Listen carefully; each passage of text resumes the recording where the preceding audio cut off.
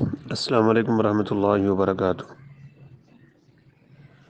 ایک بھائی کا سوال ہے کہ گندم کے دانوں پہ تو ہم عشر دیتے ہیں، کیا اس سے جو بھوسا جس کو توڑی کہا جاتا ہے اس پہ بھی عشر ہوگا یا نہیں؟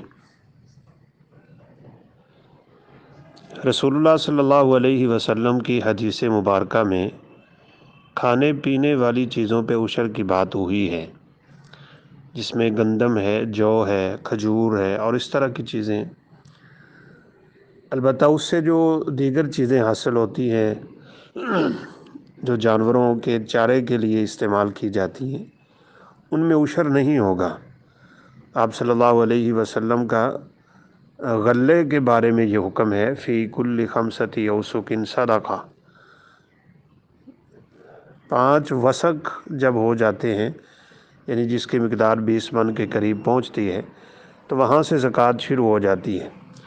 تو باقی رہی بات توڑی کی اور اس طرح کی چیزوں کی، وہ پرالی بھی کچھ ہوتی ہے، تو اگر تو وہ انسان تجارت کے لیے اتنی جمع کرتا ہے کہ وہ آگے سیل کرنی ہے اور بیچ کے اس سے رقم کمانی ہے، تو پھر اس پہ تجارت کی رقم کی زکوٰۃ ہوگی۔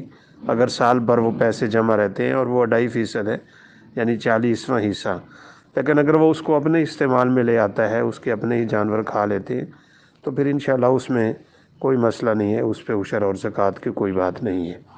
واللہ اعلم۔ السلام علیکم ورحمۃ اللہ وبرکاتہ۔